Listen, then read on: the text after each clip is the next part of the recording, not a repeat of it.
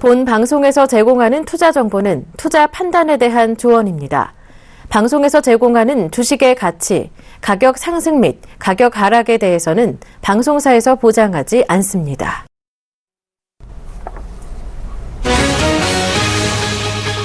뉴욕 증시가 되살아난 브렉시트 우려에 일제히 하락했습니다. 국제유가가 4% 이상 급락했고 경기 지표마저 부진하면서 부담을 줬습니다. 다우지수는 0.61% 내린 17,840.62로 거래를 마감했고 S&P 500 지수와 나스닥 종합지수는 전 거래일보다 각각 0.68%, 0.82% 하락했습니다. 미국의 5월 내구재 주문이 전월에 비해 2.3% 감소했습니다. 미국 상무부는 5월 내구재 주문 확정치가 전월에 비해 2.3% 감소했다고 밝혔습니다. 전망치인 2.2% 감소를 하회했습니다. 내구재 주문 동향은 제조업 경기를 판단하는 지표로 쓰입니다. 유럽 증시가 국제유가 급락과 영국의 부동산 펀드 환매 중단 소식에 일제히 하락했습니다. 하지만 영국은 중앙은행의 추가 경기 부양책에 힘입어 상승 마감했습니다. 독일 닥스 지수는 1.82% 급락했고 프랑스 카크 지수도 1.69% 내린 반면 영국 FTSE 지수는 0.35% 오르며 장을 마쳤습니다. 국제유가가 브렉시트에 따른 세계 경기 둔화 우려에 일제히 급락했습니다.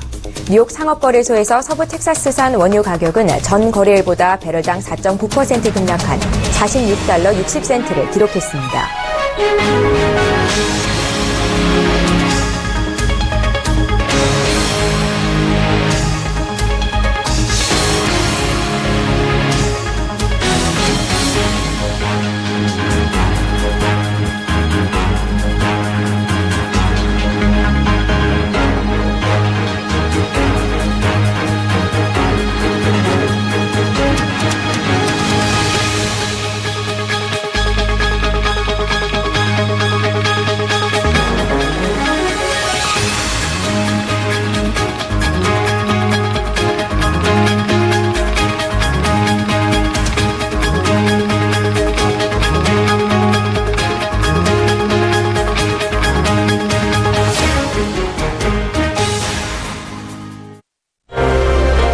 안녕하십니까. 출발 증시와이드 1부 진행의 최은정입니다.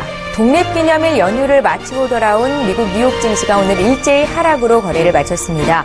국제유가가 4% 이상 급락했고요. 오늘 발표된 미국의 경기지표 역시 부진한 것으로 나타나는데요.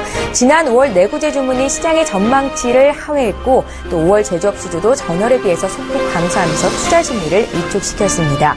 유럽 주요국 증시도 다소 크게 하락했는데요. 정부에서 시장의 유동성을 공급하기 위한 대책을 내놓았던 영국 증시만 강보합권에서 마감이 됐습니다. 브렉시트 우려가 재부각되면서 파운드화의 가치는 31년 내 최저치로 떨어졌고 또 안전자산 선호도 현상으로 엔화 가치가 올라가고 국제 금값도 올랐다는 소식이 오늘 국내 증시에서도 투자 심리 위축으로 나타날 수도 있겠는데요. 어제 국내 증시 코스피 지수는 기관 투자자들의 차익 실현 매물 속에 7거래일 만에 하락 반전을 했었습니다. 오늘 장 전략 짜보고 대응책까지 마련해 보겠습니다. 출발 증시와이드 1부 지금 본격적으로 출발합니다.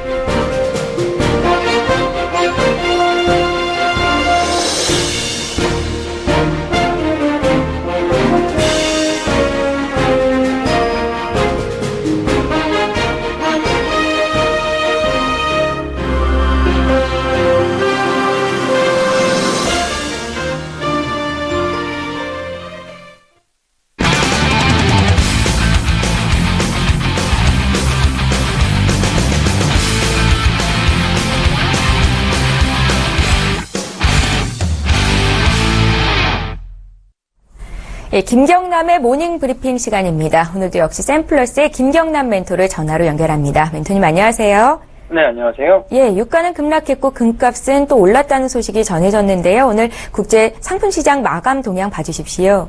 네, 먼저 유가 먼저 알아보겠습니다. 우선 브렉시트에 따른 우려가 큰 수준의 미국 원유 재고가 발표가 좀 되면서 하락이 나와졌는데요. 우선 브렉시트에 따른 여진으로 영국의 부동산 시장이 좀 타격을 받기 시작했다는 소식에 금융시장의 불확실성이 좀 재개가 되고 있습니다. 자, 그러면서 달러와 대비 파운드와 강세 좀 나타나면서 안전자산 매입세 강화로 유가가 하락 압력을 받고 있다라고 보시면 됩니다. 지금 현재 영국의 2위 보험사인 이비바 같은 경우는 브렉시트 결정 이후에 부동산 펀드인 인베스터 프로퍼 같은 경우를 거래를 일시적으로 중단을 시켰고요. 그에 앞서 지금 29억 파운드의 자산을 운영하는 영국 부동산 펀드의 환매를 4일 정오무렵에 중단했다고 밝혔습니다. 여기 미국의 원유 재고의 증가에 따른 우려 역시 유가 하락이 좀 일조를 하고 있다라고 보여지는데요. 현재 다우존스 같은 경우는 젠케이프에서 정보를 받는 2명의 소식통을 인용을 해서 보면 현재 오클라호마 커싱 지역의 원유 재고가 23만에서 25만 배럴 정도 증가했다라고 보도를 해주고 있고요. 현재 재고가 증가하면서 유가를 좀 크게 하락을 하고 있다라고 보시면 될 것 같습니다. 또한 지금 공급적인 감소도 약간 이야기가 나와주고 있는데 나이지리아 정부와 니지 델타 반군의 정전 합의에도 불구하고 반군이 이날 오전에 나이지리아의 원유 지역을 공격 단행했다라고 주장하고 있어서 여기에 따른 공급 차질 우려도 불거지고 있는 현재 모습이 나타나고 있는데요. 자, 유가 차트 모습을 조금 보면 현재는 배럴당 50불과 45불 계속 말씀드리지만 박스권이 유지될 수밖에 없다라고 말씀드렸고 결국에는 급격하게 50불대까지 올라가고 나서는 하락을 조금 해주고 있는 모습인데 현재는 좀 급락폭이 강하게 내려와주고 있습니다. 이번에 만약에 46불대 배럴당 46불대가 좀 돌파가 된다라면 급격하게 하락해서 나올 수 있겠지만 우선은 내일까지 좀 지켜봐야 될 것 같고요. 저는 이 라인이 조금 부결되기는 어렵지 않을까라고 생각하고 있습니다. 46불대를 좀 지켜준다라면 이 라인에서는 매수도 좀 진행이 가능하다. 내일까지 지켜본 이후에 46불이 지지받는 것을 확인 후에 원유 선물을 매수라든지 혹은 원유 ETF 쪽으로 매수가 가능하지 않나 생각이 들고요. 자, 마지막으로 좀 금을 좀 보면 금 가격 같은 경우는 이익 실현 매물에도 브렉시트 탈퇴 브렉시트에 따른 여진이 본격화되면서 엔화와 금과 같은 국채 등 안전자산 매입세가 강하게 나와주고 있는 모습에 지속적으로 상승이 나와주고 있습니다. 우선 마크 칸이 지금 영국 총재 같은 경우는 영국 중앙은행 총재 같은 경우는 기자회견에서 이번 쪽은 이달 통화정책 결정 회의를 위한 준비에 들어간다라고 이야기하면서 영국의 기준금리가 추가 인하될 수 있는 가능성을 열어놨다라고 이야기를 좀 해주고 있습니다.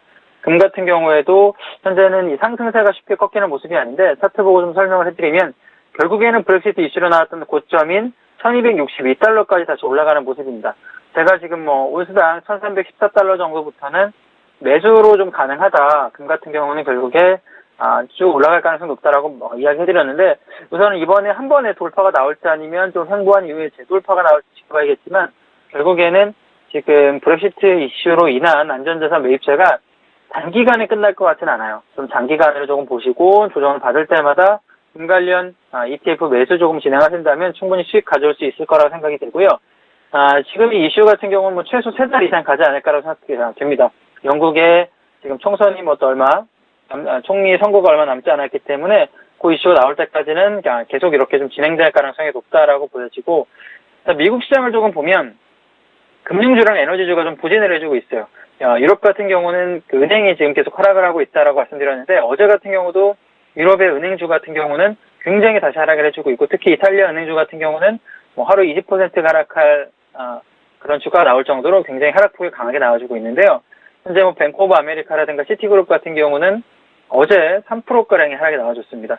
저는 이 포인트를 조금 짚어가야 되지 않나 월요일부터 좀 계속 말씀드리고 있지만 특히 금융주의 하락 같은 경우는 좀 눈여겨보실 필요가 있다고 생각이 들어요.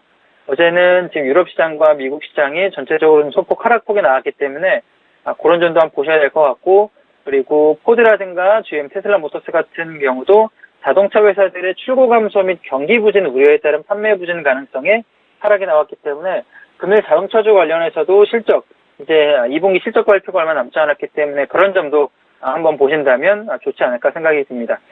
현재는 마지막은 어제 더들 뉴욕 연은 총재가 미국 경제 성장률이 2%에 조금 미치지 않지만 좋은 상황이다라고 발언을 하면서 낙폭을 좀 줄이면서 마감을 했습니다. 그게 또 아시아 증시에 또 어떤 영향을 미칠지 봐야 될 것 같고요. 현재 국내 증시 같은 경우는 오늘 지금 목요일날 잠정 실적을 발표해 삼성전자가 연중 최고치를 경신하는 등 2분기 기업 실적 기대감이 양호하다라는 점을 감안하다라면 오늘 조정이 어느 정도 나오더라도 유럽 증시라든가 미 증시가 빠졌기 때문에 하락이 나오더라도 조정폭이 좀 제한되지 않을까라고 판단이 되고요. 야간 선물 같은 경우는 외국인의 순매도 나와주면서 0.7% 하락한 246.7포인트로 마감이 됐고요. 코스피로 환산하자면 1984포인트가 되겠습니다. 예, 글로벌 시장 마감 상황 봤고요. 샘플러스의 김경남 멘트였습니다. 잘 들었습니다. 네, 감사합니다.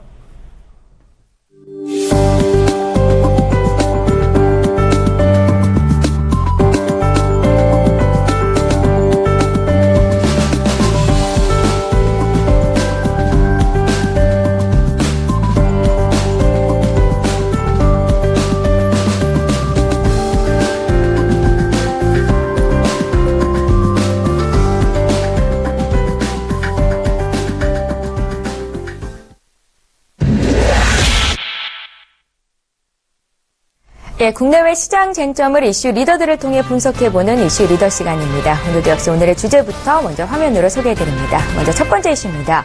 정부가 어제 서비스 경제 발전 전략을 확정했습니다. 이게 의미하는 평가 및 시사점까지 자세히 봐드리도록 하겠고요. 두 번째 이슈 볼게요.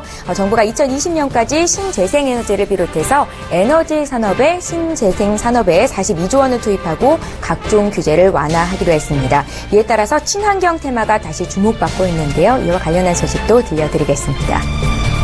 예, 오늘 이 시간에는요, 아데나 투자자문 신송용 대표와 함께합니다. 대표님 안녕하세요. 네, 안녕하십니까. 예, 반갑습니다. 정부가 어제 서비스 경제 발전 전략을 확정했는데요. 또 7대 유망 서비스 산업에도 적극 발벗고 나섰다는 소식입니다. 이와 관련한 자세한 말씀 부탁드릴게요.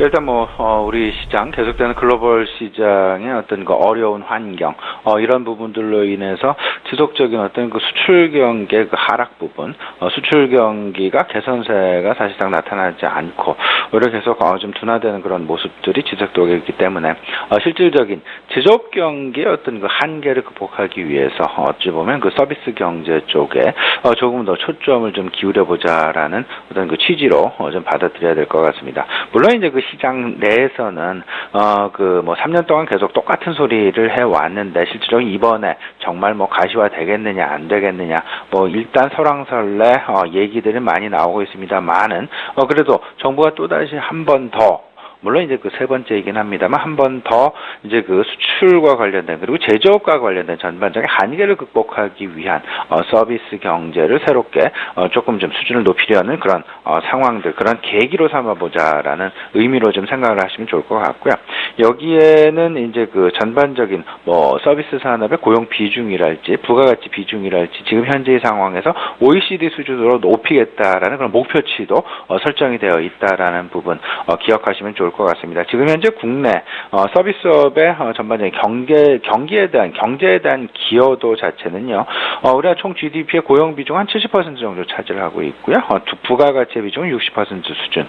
이 부분을 각각 72%, 71% 수준으로 높여보겠다. 그러기 위해서는 각종 세제 지원, 그리고 각종 정책금융의 지원, 이런 정책 금융의 지원, 이런 부분들을 통해서 정부 주도형, 정부가 일단 초기에는 발벗고 나서서 이 부분을 새롭게 증가시키기 위한 노력을 꾀하겠다라는 얘기로 좀 들으셔야 될 것 같고요. 현재 정책 금융 같은 경우 39조 원 수준에서 이 부분을 54조 원으로 늘리겠다.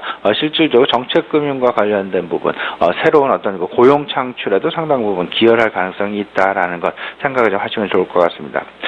저는 오히려 여기서 이제 그 여러 가지 경제적인 현상, 경제적인 발전 이런 부분도 시장 내에서 그리고 경제 전반적인 상황 속에서 이야기가 많이 될 수도 있겠지만 저는 사실상 7대 유망 서비스 산업에 조금은 더 초점을 맞췄으면 하는 그런 생각이 좀 많이 듭니다. 정부가 직접 얘기를 했죠. 서비스 산업, 서비스 경제 발전 전략의 수립에 있어서 가장 중요한 핵심 부분, 결국 7가지를 밝혔습니다. 7가지 서비스 산업은요, 의료 산업과 관광 산업, 그리고 콘텐츠 산업, 교육 산업, 금융 산업, 소프트웨어, 물류까지 각각 7개 유망 산업별로 세부적인 어떤 그 발전 전략까지 이미 수립이 되어 있다라는 부분들, 이런 부분들을 생각을 해보시면서 이 7대 유망 서비스 산업은 결국은 올해 1년 내내 시장 내에 관심을 받을 수밖에 없을 것이고, 이 산업들을 통해서 말 그대로 저성장에서 고성장에 대한 관심을 만들어낼 수 있는 그런 새로운 산업군으로 분류될 수 있다라는 것, 시장 내 테마군 부각 가능성 우리 시청자분들 꼭 좀 열어놓으시고요.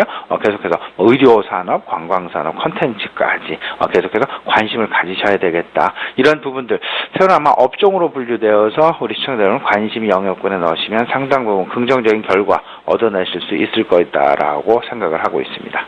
네, 정부 정책에 따른 향후 이제 또 각광받을 수 있는 업종까지 보자라는 말씀 들어봤습니다. 두 번째 이슈 볼게요. 정부가 2020년까지 42조 원을 투자해서 에너지 신사업 육성에 나선다는 소식인데요. 관련 내용, 향후 전망까지 말씀 부탁드립니다. 예, 앞서서 말씀드렸던 지금 현재 시장의 상황을 일단 그 글로벌 시장 내에서 금융시장의 다소간의 좀 불안한 상황, 그리고 금융 경기의 불확실성이 지속되고 있는 상황, 그리고 아울러서 신흥국 경기는 물론 선진국 경기까지 금융 변동성의 영향으로 인해서 지금 불확실성이 지속되고 있는 그런 상황이다. 이로 인해서 실질적으로 수출 경기를 포함해서 내수 경기 역시 상당 부분 힘든 상황이 지금 지속이 되고 있는 그런 상황이고요.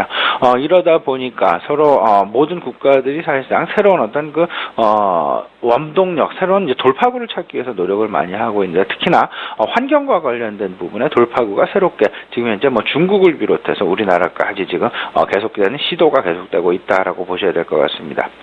이제 디젤 게이트로부터 불거진 친환경과 관련된 이야기들, 이런 부분들이 결국은 발전 시설로까지도 이제 전이가 되고 있는 그런 모습들이 나타나고 있고요. 과거 석탄과 화력 중심에서 이제는 원자력, 풍력, 이제 태양력으로 점차 에너지 발전원이 지금 옮겨가고 있다라는 부분. 그 중심축에 결국은 정부가 지금 서 있고요. 그 정부가 지금 신재생 발전 비율을 현행 7.6%에서 앞으로 15년 이내에 20%를 넘게끔 만들어 나가겠다라는 그런 부분들 생각을 하시면 좋지 않을까 생각이 됩니다. 이에 파급되는 부분들이 분명히 있죠. ESS라고 하는 에너지 저장 장치가 되겠는데요. 에너지 저장 장치를 활용해서 활용 촉진 요금제를 도입하겠다라는 그런 소식. 그리고 여기 IoT도 지금 어느 정도 지금 참여를 할 것으로 이렇게 지금 예상이 되고 있습니다. 가스 검침에 대한 IoT 활용 방안, 이런 부분이 1,600만 가구에 대해서 실용될 가능성이 상당히 높다라는 것. 지능형 검침 인프라 사업을 추진하겠다라는 이런 부분들 우리 시청자 생각을 해보시면서 점차 이제 쌍방향 소통이 가능한 그 네트워크와 이제 그 센서, 여러 가지 이제 검침과 관련된 부분들, 이런 부분, 그리고 에너지 저장 장치와 관련된 부분들, 특히나 신재생 에너지, 그리고 신재생 어떤 발전 신산업, 에너지 신산업과 관련된 다양한 파급형 어떤 그 산업군까지의 영향군들, 이런 부분들 생각을 해보시면서 시장 내 관심의 영역을 점차 높여가는, 과거 이제 경기 민감 내지는 전반적인 전통적인 산업군 속에서 이제 점차 이제 파급되어지는 소위 말하는 융합의 이제 시대로 넘어가고 있는 그런 상황이다라고 보시면 좋을 것 같고요. 여기서 시장의 트렌드를 계속해서 잡아내셔야 되겠다라는 것. 그 시장의 트렌드, 이런 정부 주도, 정부 정책 속에서 가장 먼저 우리가 좀 발견할 필요가 있어 보인다라고 말씀을 좀 드리고 싶습니다. 예, 잘 알겠습니다. 브렉시트 이후로 안전자산과 더불어서 국내 증시 또 세계 글로벌 증시가 함께 오르는 다소 이례적인 상황이 연출이 됐었는데요. 오늘 금융주를 중심으로 유럽과 미국 증시가 좀 하락이 나왔습니다. 오늘 투자 전략은 어떻게 가져가면 좋겠습니까? 일단 이렇게 좀 보셔야 될 것 같습니다. 브렉시트의 어떤 그 변동성 그 부분이 마무리가 됐다. 그 변동성은 하락에 대한 마무리가 아니라 변동성 국면에서 마무리되는 되돌림 현상이 마무리되었다. 이제 안정화 국면이 마무리가 되고 오히려 또다시 여진 상황, 다시금 자그마한 어떤 그 변동성 국면이 나타날 가능성이 상당 부분 있을 것이다 쪽에 좀 생각을 하셔야 될 것 같습니다. 제가 이런 말씀 계속 드리죠. 변동성이 축소되고 변동성 축소된 이후에 어떤 그 수렴 과정을 거친 이후에 새로운 방향성이 시장 내에 나올 것이다라는 것. 지금 현재 수렴 과정이 진행 중에 있는, 어찌 보면 큰 폭의 변동성 속에서 점차 진폭이 지금 줄어가고 있는, 아래 위로 등락이 계속 반복이 되면서 진폭이 줄어들면서 수렴의 과정을 이제 진행될 것이다라는 것. 지금 이제는 조금은 좀 아랫단 쪽을 좀 열어놓으셔야 되지 않을까, 이런 생각도 좀 가져봅니다. 이 아랫단, 결국 이제 글로벌 주요 정책의 방향들이 금융시장 내의 변동성을 최소화하기 위해서 노력을 했고, 금융시장의 변동성을 최소화하기 위한 노력은 결국은 실물시장으로의 파급 효과를 최소화하기 위한 어떤 그런 수단 중에 하나였다라는 것. 근데 이제 최근 들어서 특히 이제 이태리에 대한 은행권 부실 가능성이 새롭게 이제 대두가 되고 있다라는 부분 생각을 좀 해보신다라면, 전체적으로 이제 금융시장의 변동성이 실물시장의 변동성으로 넘어가는 것은 아닌지라는 그런 의심을 좀 한번 가져볼 만하다. 왜냐하면 실물시장과 금융시장의 변동성을 실물시장의 전파, 파급을 최소화하기 위한 노력을 했음에도 불구하고 금융시장과 실물시장의 사이에 가교 역할을 하고 있는, 다리 역할을 하고 있는 은행권이 가장 먼저 영향을 받을 수밖에 없다라는 것. 이 부분이 어찌 보면 픽스 국가 중에 하나인 이탈리 은행권에서 지금 현재 부각이 되고 있다라는 점. 금융경기에서 실물경기, 은행이 가장 가운데 서 있는 산업일 수밖에 없을 것이고요. 이 부분을 은행권의 파급에서 막아야 될 것이다. 만약에 이 부분을 여기서 단절을 못하고 막지 못하고 실물경제로 바로 넘어가는 그런 파급, 영향이 넘어가는 그런 상황들이 나타나게 된다라면 브렉시트의 향후 변동성, 조금 더 확산되어가는 우려감, 그런 걱정도 우리가 분명히 해봐야 할 것이다라는 그런 생각이 좀 많이 듭니다. 따라서요, 이 부분 일단은 부정적인 어떤 시장의 요인으로 좀 생각을 해두시면 좋지 않을까, 하방 쪽으로 좀 생각을 해주면 좋지 않을까라는 생각이 들고요. 한편 중국에서는 계속해서 이제 긍정적인 소식들이 최근 들어서 들려오고 있습니다. 특히나 경기 부양에 대한 기대감이 크게 나타나게 되면서 원자재주 중심으로 해서 상해지수, 주가지수가 계속해서 상승을 지금 나타내고 있다라는 점. 어제 종가 기준으로 3,006포인트로 종가 마감을 했습니다. 결국은 3,000포인트를 넘어서는 그런 모습이 나타나죠. 오늘 시장, 우리 시간으로 10시 30분 바로 이제 지켜보긴 해봐야 되겠습니다만은, 하지만 이제 상해 종합지수의 어떤 상승 움직임, 이런 부분들은 단기간에 그칠 부분은 분명히 아니다라는 거. 일단 트렌드 자체가 상향 쪽으로 상당 부분 잡아놓고 있다라는 것.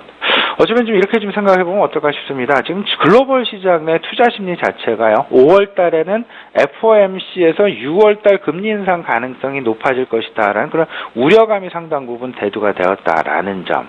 그런 부분으로 해서 시장의 어떤 변동성 부분, 시장의 어떤 투자 심리의 중심점에 FOMC가 있었다라면, 6월 시장 투자 심리의 중심점에는 브렉시트와 관련된 국민투표가 있었다. 그렇다면 과연 7월달 글로벌 투자 심리의 가장 중심점에는 무엇이 있을까 생각을 해본다라면요, 물론 7월달 FOMC도 있을 수 있고 여러 가지 브렉시트의 후폭풍 내지는 여진에 대한 부분도 분명히 있을 수 있겠습니다만은, 저 개인적으로는 중국에 대한 경기 개선 기대감이 오히려 시장 내 자리 잡을 가능성이 상당 부분 클 것이다라는 생각도 한번 해볼 만하다라는 것. 악재가 있다라, 지금 현재 시장 내에 악재가 있다라면 이태리로부터 들려오고 있는 은행권 부실 가능성에 대한 부분이 시장 내, 글로벌 시장 내 가장 큰 악재 중에 하나가 아닐까라는 생각이 들고요. 호재 쪽을 생각을 해본다면 중국으로부터 다가오는 경기 부양 내지는 경기 개선에 대한 기대감, 과연 앞으로의 시장의 방향성, 결국은 이 두 가지 이슈가 시장 내 긍정적인 부분, 부정적인 부분, 이런 부분들을 서로 간에 이제 시소처럼 이제 작용을 하면서 시장의 투자 심리의 등락, 일단 반복될 가능성이 있겠다. 이러면서 결국은 시장은 수렴 과정을 거쳐가게 될 것이고, 그런 부분들이 결국에는 2분기 기업 실적 발표와 더불어서 기업 실적 중심의 시장으로 이제 변화할 가능성. 그렇기 때문에 지금 현재 시장 내에서는요, 원자재 관련주에 대한 관심, 그리고 환율 수혜주에 대한 관심, 그리고 초저금리는 지속된다. 따라서 배당 관련주에 대한 관심을 지속적으로 우리가 가져나가야만 할 것이다라는 그런 생각 아울러서 좀 가져봅니다. 예, 브렉시트 이후로의 변동성은 축소가 됐고 수렴된 이후로 새로운 방향이 나올 것이다라고 말씀을 해주셨습니다. 신소영 대표께서는 항상 시장 흐름을 좀 크게 볼 수 있는 뷰를 주고 계신데요. 신승용 대표님의 의견은 매주 월요일, 수요일 들으실 수 있습니다. 아데나 투자자문의 신승용 대표와 함께했습니다. 잘 들었습니다. 감사합니다.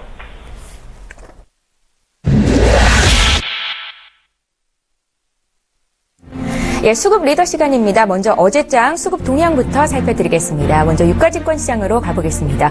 어제장에서 코스피 지수는 7거래일 만에 소폭 하락을 보였는데요. 기관 투자자들의 투매가 심하게 나왔었죠. 2,108억 원 매도 우위를 기록했고요. 반면 개인과 외국인은 샀습니다. 1,382억 원, 129억 원 매수 우위를 기록했습니다. 이어서 코스닥 쪽 살펴볼게요. 코스닥 투자 주체별 매매 동향을 보고 계십니다. 어제 코스닥 지수는 7거래일 연속 상승세를 이어갔는데 그 중심에는 개인 투자자들이 있었습니다. 787억 원 순매수 기록한 것으로 집계가 됐고요. 반면에 기관과 외국인은 392억 원, 68억 원 매도 우위를 기록했습니다. 자, 이어서 어제자 기준으로 거래소 내에서 외국인과 기관이 어떤 종목을 샀는지 화면 통해서 확인해 보겠습니다. 어제 시장에서 외국인들은 KTNG, 네이버, 하나테크윈, 고려아연을 가장 많이 담은 것으로 분석이 됐고요. 또 기관은 삼성물산, 롯데케미칼, 호텔신라, OCI 등등을 샀는데 어제 공매도 비중이 컸던 종목들이 기관은 많이 산 것으로 분석이 됐습니다. 자, 이어서 외국인과 기관이 코스닥 쪽에서는 어떤 종목들을 쇼핑했는지 살펴보겠습니다. 외국인들은 파라다이스, 실리콘웍스, 마이넥스, 컴투스, 메디톡스 순으로 순매수한 것으로 집계가 됐고요. 기관 투자자는 셀트리온, CJ E&M, 이오테크닉스, 휴젤, 레고캠바이오까지 포트에 담은 것으로 분석이 됐습니다. 네, 수급 특징주 살펴보겠습니다. 오늘은 HMC 투자증권의 최희승 차장님을 전화로 연결합니다. 차장님 안녕하세요. 네, 안녕하십니까. 예, 어제장 거래소 내에서 수급적으로 특징적이었던 모습 보였던 기업이 있다면 어떤 종목이 있을까요? 네, 삼성물산을 한번 좀 말씀을 드려보겠습니다. 삼성물산 어제 기관 매수 1위 종목으로 좀 나와 있고요. 어제 기관이 13만 7천 주 정도 매수를 했고 그중에 절반가량을 연기금에서 매수를 해줬고요. 지속적으로 지금 매수가 확대되고 있으니까 관심을 좀 가져봐야 될 것 같습니다.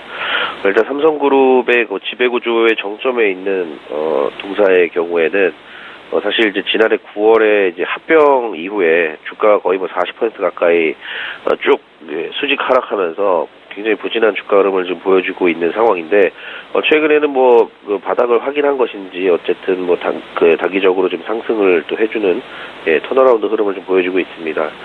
뭐 이런 부분들은 뭐 합병에 대한 어떤 뭐 밸류에이션 희석과 관련된 부분들은 이미 주가에 좀 반영되지 않았나라고 좀 조심스럽게 판단을 할 수 있고요.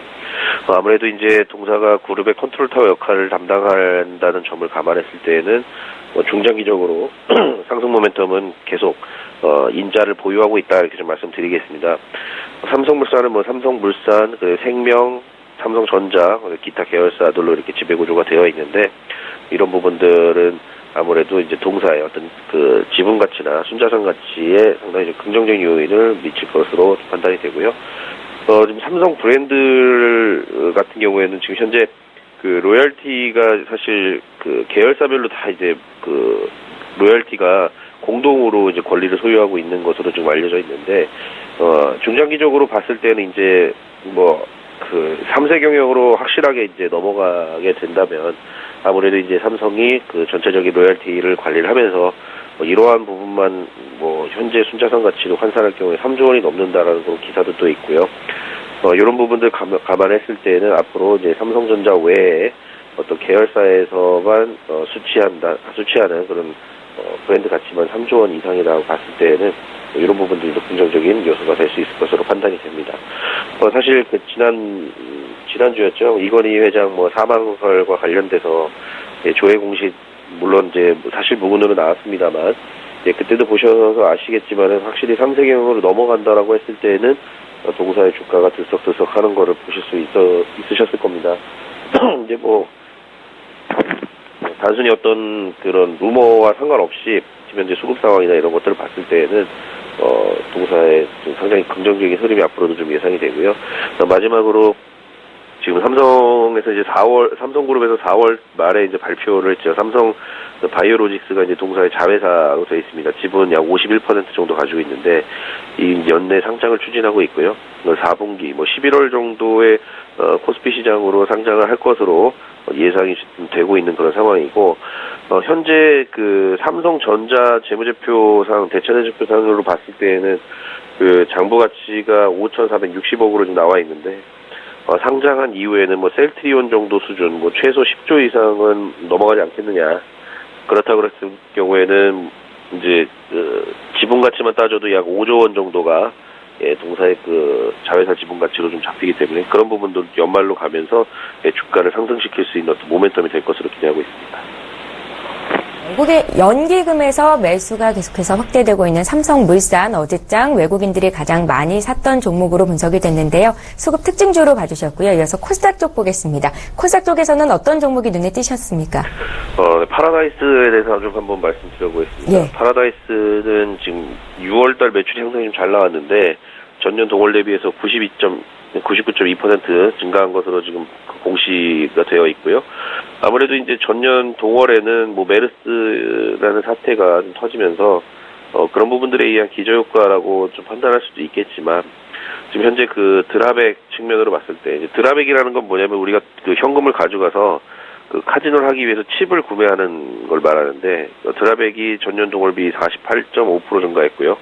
그 홀드율, 그러니까 카지노 입장에서 봤을 때 이제 수익을 인식하는 그런 수익 인식률 홀드율이라고 하는데 그게 11.6%로 증가했습니다. 이런 점은 뭐 기저효과 이상의 이제 긍정적인 측면이 있다라고 좀 보여지고요. 지금 최근에 이제 중국인들이 우리나라에 들어와서 게임을 하는 그런 드랍액하고 이제 중국인 VIP들이 또 늘었다는 점. 중국인 드랍액만 80%가 늘었고요. 중국인 VIP들도 전년 대비해서 거의 2배로 늘었습니다. 그래서 이런 부분들이 하반기까지 좀 이어진다라고 하면은 동사의 어떤 그 실적 턴어라운드가 상당히 좀 세게 나올 수 있다라는 기대감을 갖기에 좀 충분하다라고 판단이 되고 내년 2분기에 그 이제 파라다이스 시티가 이제 개장을 합니다. 현재 그 파라다이스 시티는 약 공정률이 55% 정도 수준으로 뭐 순조롭게 진행이 되고 있다라고 이제 기사에서 접할 수 있고 또 이런 그 기대감들은 내년 2분기 지금 내년 4월 정도로 이제 개장을 할 것으로 예상을 지금 하고 있는데 뭐 큰 게 문제만 없다라 그러면 뭐 개장에는 문제가 없을 것으로 판단이 됩니다. 그래서 올해 연말로 가면 갈수록 그런 기대감들은 주가에 이제 반영될 가능성이 상당히 좀 높고 그러면 이제 파라다이스 시티 개장 이후에 어떤 뭐 실적 측면은 좀 살펴봐야겠지만 그 이후까지 뭐 지금은 크게 생각할 필요는 없고요. 그 개장과 동시에 뭐 한번 차이신을 해야 되지 않을까 저는 생각을 하고 그 이유는 그 파라다이스 시티가 이제 뭐 다 자기네 돈으로 짓는 게 아니지 않습니까? 다 빚내서 짓는 건데 그 이자 비용이 나갑니다. 그럼 EPS가 급격하게 감소할 가능성이 좀 있고요. 거기다가 이제 카지노 매출이 어떻게 되느냐에 따라서 주가가 좀 달라지긴 하겠지만 어쨌든 파라다이스 시티를 개장하는 그 시기에 주가는 뭐 차익신을 해야 될 그런 시기로 잡으시면 좋을 것 같고요.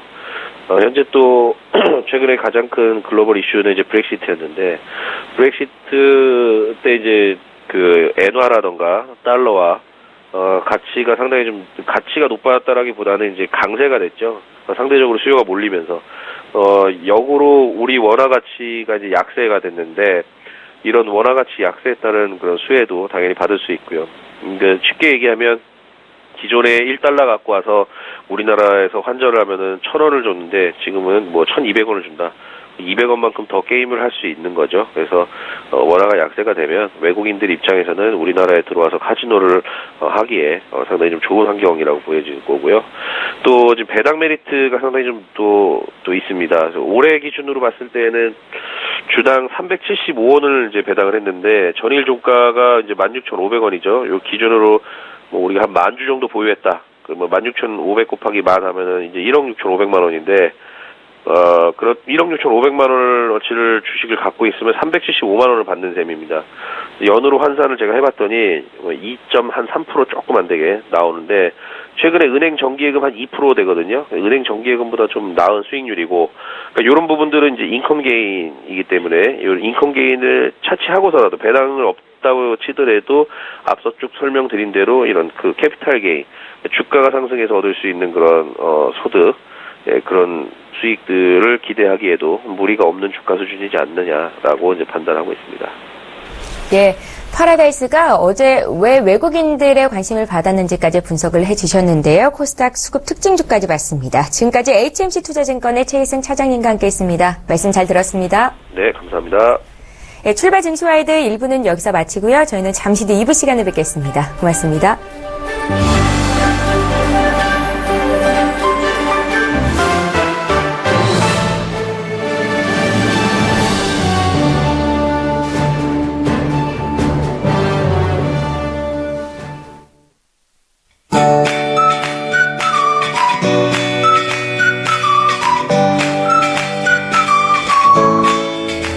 안녕하세요. K웨더 라이프스타일 예보 이수정입니다. 어제는 비가 정말 많이 내렸죠. 현재 수도권 지역으로는 소강 상태를 보이고 있고요. 충청 이남과 강원도 곳곳에 비가 내리고 있습니다. 오늘도 전국 대부분 지역에서 비가 내리겠는데요. 이 비의 양은 수도권과 강원, 영서 북부 지방으로 10에서 30mm, 일부 남부 지방을 제외한 그 밖의 지역에서는 20에서 60mm, 많은 곳은 80mm 이상 쏟아지는 곳도 있겠습니다. 비 피해 없도록 주의하시기 바랍니다. 한편 다가오는 태풍으로 걱정 많으실 텐데요. 1호 태풍 네파탁은 현재 일본 오키나와 남남동쪽 먼 해상에서 소북 쪽으로 이동하고 있는데요. 금요일쯤 타이완 근처까지 이동하겠고 이후 우리나라에도 영향을 줄 가능성이 있습니다. 다만 아직 상황이 유동적인 만큼 앞으로 발표되는 태풍 정보를 참고하시기 바랍니다. 오늘은 장마전선의 영향으로 전국 대부분 지역에서 비가 내리겠습니다. 다음 자세한 지역별 날씨 나절 예보를 통해 알아보겠습니다. 중부지방 종일 흐린 날씨로 평년보다 낮은 기온이 예상됩니다. 낮 최고 기온 서울 25도, 대전 28도까지 오르겠습니다. 동해안 지방은 종일 비가 내리겠고요. 한낮에 속초와 울진이 21도에 머물겠습니다. 남부지방 제주에 폭염특보가 내려진 가운데 남해안 지역으로 흐리거나 구름이 많겠고요. 그 밖의 지역에서는 늦은 밤까지 비가 내리겠습니다. 바다의 물결은 전해상에서 높게 일겠고요. 서해상과 동해상에는 돌풍을 동반한 요란한 비가 내릴 것으로 예상됩니다. 오늘 내리는 비는 내일 낮에 대부분 그치겠고요. 다가오는 태풍의 영향으로 일요일에는 남부지방, 월요일에는 전국에 비가 내릴 것으로 전망됩니다. 날씨였습니다.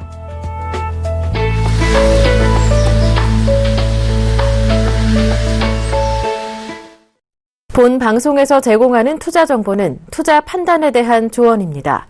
방송에서 제공하는 주식의 가치, 가격 상승 및 가격 하락에 대해서는 방송사에서 보장하지 않습니다.